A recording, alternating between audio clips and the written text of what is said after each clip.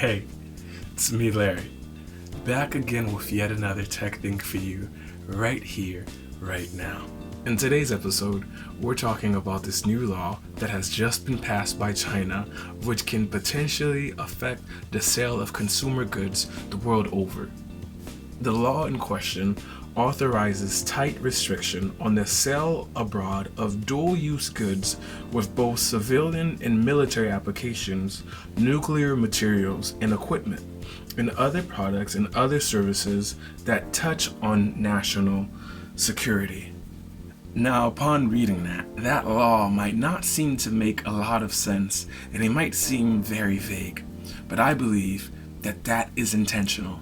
Yes, it's on purpose. Reason being, it gives China the leeway to act as it sees fit to ban the export of whatever goods it deems necessary.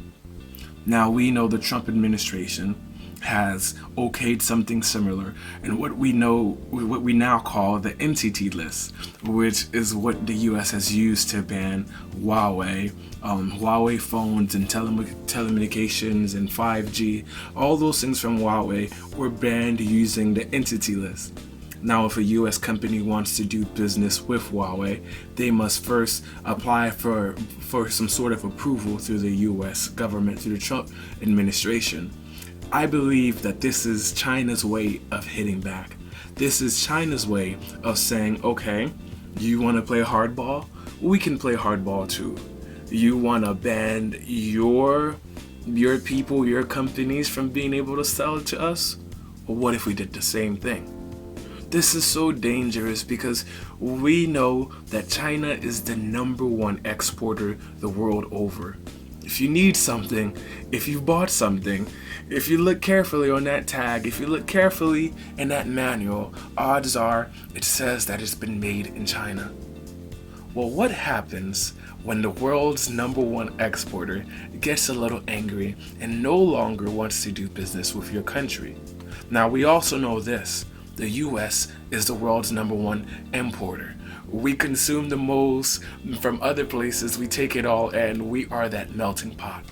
But what happens when the number one exporter and the number one importer are at odds?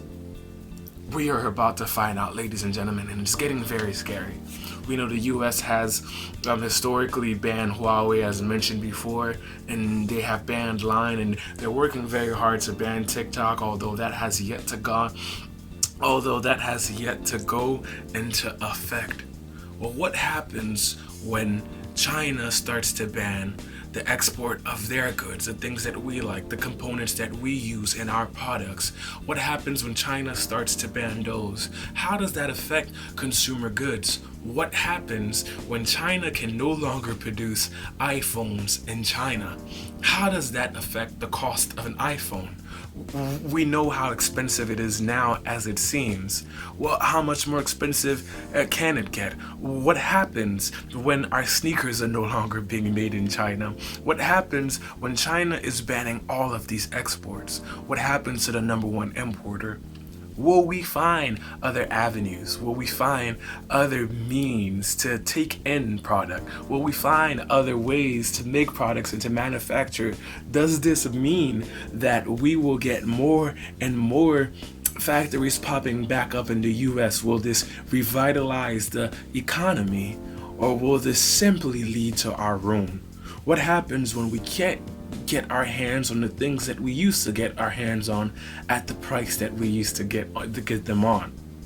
I think this is very interesting, and I think this is a situation that we could keep our eyes on, because the reverberations of this new legislation that is going into effect on December 1st could affect so many things. And I think this is the first ripple of something much bigger. I mean, personally, I hope it doesn't go that way. I hope it does not go that far. I hope that our lives aren't turned upside down because of this trade war. I hope that there is a peaceful resolution. Personally, I love a lot of China's products. I love the value.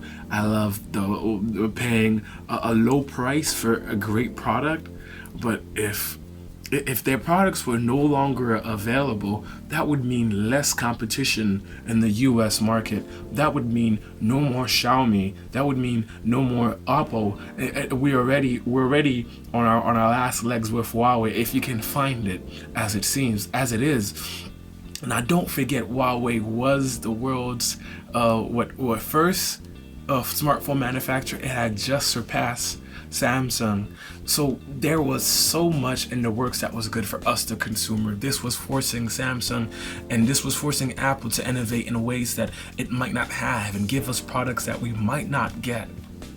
What happens when the Chinese companies are no longer exporting to US countries?